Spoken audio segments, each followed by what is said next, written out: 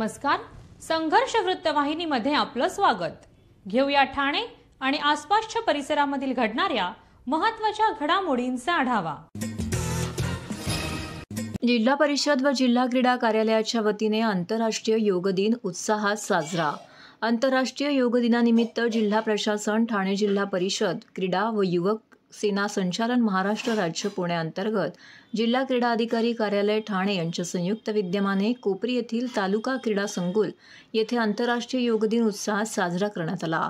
जिल्हा परिषदेचे मुख्य कार्यकारी अधिकारी रोहन गुगे, उपमुख्य कार्यकारी अधिकारी प्रमोद काळे, जिल्हा क्रीडा अधिकारी सुवर्णा बारटक्के, मुख्य लेखा व वित्त अधिकारी वैजनाथ बुरडकर, जिल्हा आरोग्य अधिकारी डॉक्टर गंगाधर परगे, जिल्हा परिषदेचे शिक्षण अधिकारी बाळासाहेब राक्षे, कृषी विकास अधिकारी रामेश्वर पाचे, ठाणे जिल्हा योग संघटक सचिव राजेश पवार इत्यादी उपस्थित होते। भारत स्काउट गाईड, नेहरू युवा केंद्र, पतंजली योग समिती या संस्थांचे प्रतिनिधी तसेच शासकीय अधिकारी, कर्मचारी, बेडेकर विद्या मंदिरचे स्काउट गाईड विद्यार्थी, शिक्षक, मंगळा विद्यालयाचे विद्यार्थी उपस्थित होते। यावेळी पतंजली योग केंद्राच्या योग समितीच्या जिल्हा प्रभारी रंजना तिवारी व त्यांच्या सहकाऱ्यांनी उपस्थितांकडून योगाभ्यासाचे प्रात्यक्षिके करून घेतले।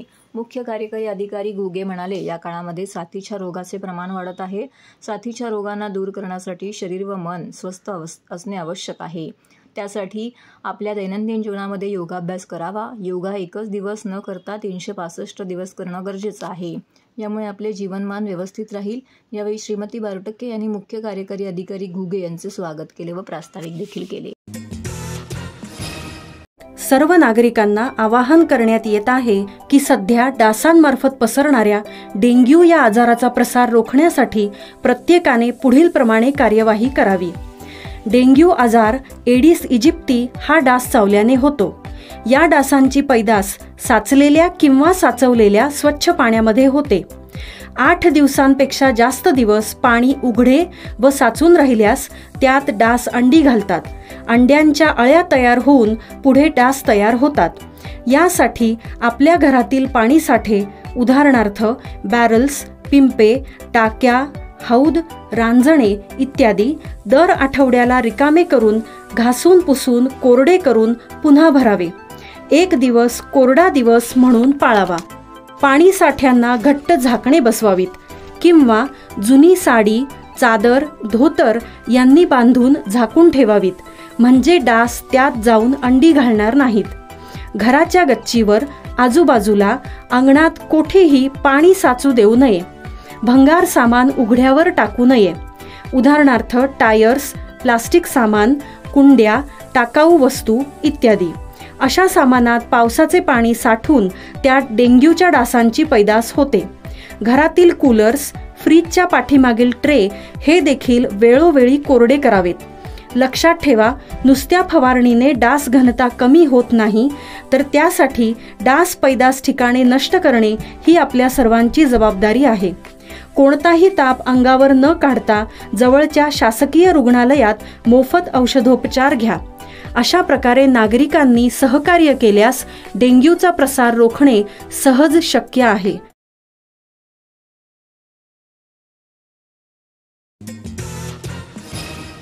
रस्त्यावरील बालकांना समाजाच्या मुख्य प्रवाहात आणण्यासाठी महिला व बालविकास विभागाने नाविन्यपूर्ण योजनेअंतर्गत फिरते पथक ही संकल्पना राबवली होती। या प्रकल्पाच्या दुसऱ्या टप्प्यामध्ये नवी मुंबई व अंबरनाथ नगर परिषदेच्या कार्यक्षेत्रातील 470 बालकांना यंदाच्या सन 2024-25 या शैक्षणिक वर्षामध्ये महापालिकेच्या शाळेमध्ये प्रवेश देण्याचा कार्यक्रम जिल्हाधिकारी कार्यालयाच्या नियोजन भवन येथील सभागृहामध्ये मोठ्या उत्साहात संपन्न झाला। यावेळी सन 2023-24 या वर्षामध्ये 10वी-12वी उत्तीर्ण झालेल्या बालगृहातील 50 मुलांचा सत्कारही यावेळी करण्यात आला। यावेळी महिला व बालविकास विभागाच्या कोकण विभागीय उपायुक्त सुवर्णा पवार, जिल्हा महिला व बालविकास अधिकारी महेंद्र गायकवाड, जिल्हा परिषदेचे समाज कल्याण अधिकारी संजय बागुल, बालविकास प्रकल्प अधिकारी विवेक चौधरी, बालसंरक्षण अधिकारी रामकृष्ण रेड्डी, बालविकास प्रकल्प अधिकारी अजय फोडळ, बाल कल्याण समिती सदस्य स्वाती रणदिवे, माजी बालहक्क आयोग सदस्य विजय जाधव उपस्थित होते। TJSB सौर शक्ती कर्ज, गो ग्रीन, करा वीज बिलावर बचत। आकर्षक व्याजदर, 84 महिने परतफेड कालावधी, 80% लोन, व्यावसायिक आणि उद्योजकांकरता सुद्धा अधिक माहितीसाठी तुमच्या जवळच्या शाखेला भेट द्या किंवा संपर्क साधा. 1800-223-466 आणि 1800-266-3466.